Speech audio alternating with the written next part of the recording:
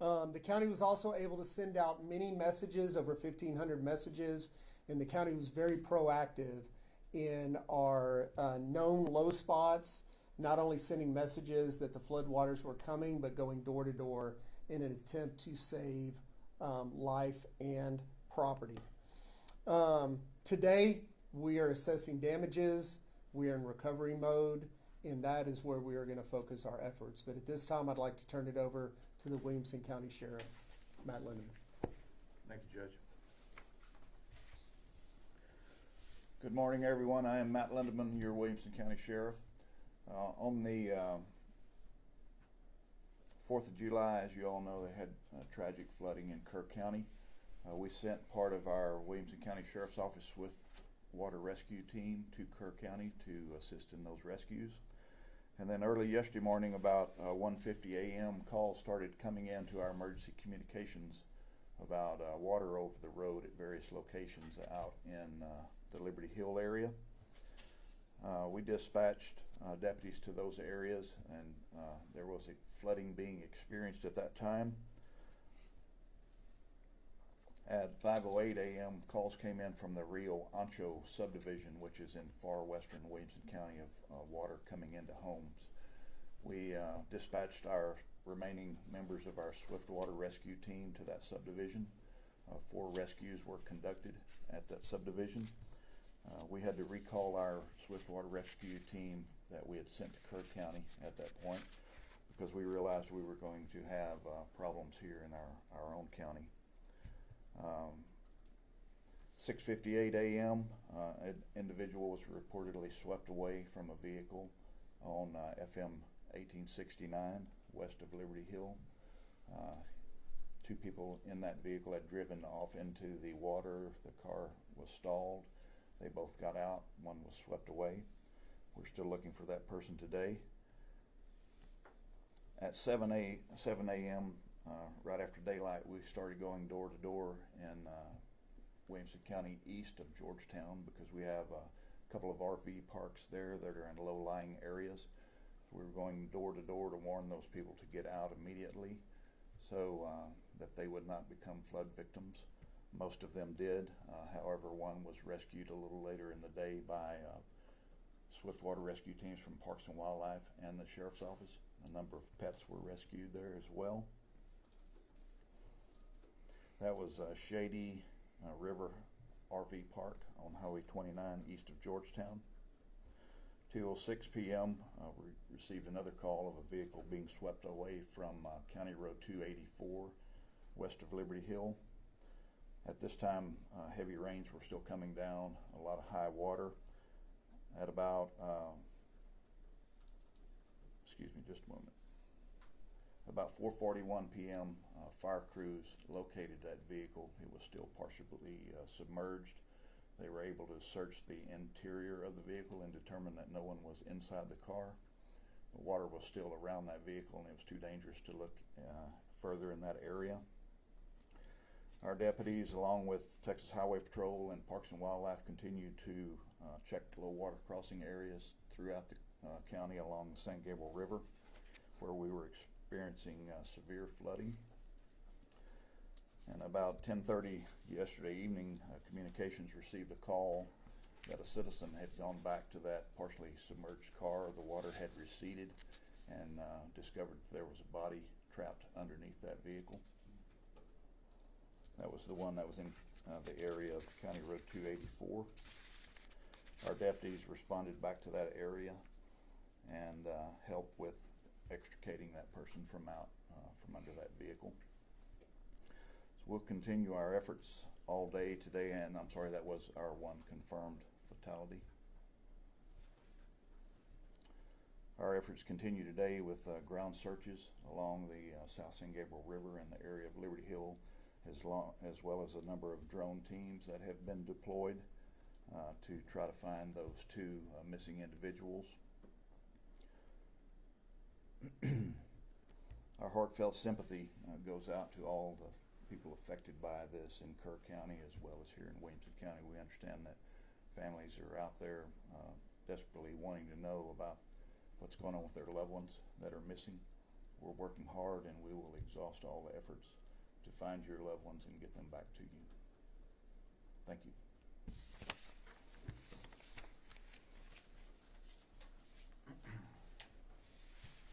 Thank you, Sheriff. As we move into recovery, we're putting together our recovery plans and beginning our preliminary damage assessment. We encourage residents to report their damage to TDEM, TDEM, using the iStat tool at damage.tdem.texas.gov. County roads. Currently, Williamson County has 29 roads closed due to the flooding, debris, and damage. Crews are out today reopening roads as water recedes and debris is removed. 6 roads have damage to the pavement, and crews are working today to open up those roadways. Specifically on County Road 279, there's 2 spots between Leander and Liberty Hill that crews are working on today to get those roads passable and open. We have 5 other county roads with damage. County Roads 257, County Road 236, County Road 207, 200, and 126. And the county will respond and get those as soon as possible. I also want to thank our first responders who went out to rescue individuals during the flooding and are now working on those recovery missions. The sheriff mentioned, and I want to specifically thank our swift water rescue teams. That's one of the most dangerous way for first responders to rescue and recover bodies. Very proud that our county answered the call to go assist in Kerr County, but at the time, the next morning, they had to come and assist with Williamson County, and so they put in many man hours and are thankful for that. Also want to thank the cities in their response to the emergency as well. The city of Leander sent swift water rescue to assist in Liberty Hill, and we are grateful for that. Sheriff's Office, EMS, Fire Marshal, and I also want to thank the Texas Parks and Wildlife. They not only assisted in the rescue, but they came in at shift change and provided some much needed relief from our workers who had put in a 24-hour shift. I want to thank the United States Army in Fort Hood, who used a helicopter, as I mentioned earlier, to rescue children from Hope House. The cities of Georgetown have done great as well. I know they sent city workers down. There's some homeless camps in the river to get them to safe ground and let them know that the waters were rising. I know the city of Georgetown, partially in Georgetown, is still under a water boil notice as well. A lot of people are calling and asking how they can help. We have a tremendous community that is always very charitable. So we are asking that you wait, pause momentarily as we assess the needs and the damage in the community so we can coordinate our efforts where they're needed the most. But they will be on our website. That's wilcotx.gov. What I do know right now is that Williamson County is a very resilient community. We have excellent first responders and EMS. We are also a community of faith, and Governor Abbott has declared today a day of prayer, and I definitely encourage our community to join in prayer, pray for the lives lost, pray for the families left behind, and pray for our community who's suffering right now. Not only Williamson County, but across the state of Texas. Thank you. Any questions? Yes. Hi, I have a question as far as the unaccounted or missing folks. You say there's 2. I've been chatting with folks in the Sandy Creek area near Leander, and I understand part of that 78641 zip code goes into Travis County, I believe, part of it, but the majority of it is in Leander. They say they still have multiple people missing, families that have not been able to get in contact with residents of that area. I'm curious, have y'all been working with those folks in that area that were also hit by flooding? I'll let the sheriff answer that question. I know just the information we just have the 2 missing. I know there's lots of rumors circulating around as well, but I'll let the sheriff answer specific to missing persons. I believe most of that Sandy Creek area is in Travis County, so Travis County Sheriff's Office would be working. So it'd be on the Travis County. That's correct. Unaccounted. Yes. Okay.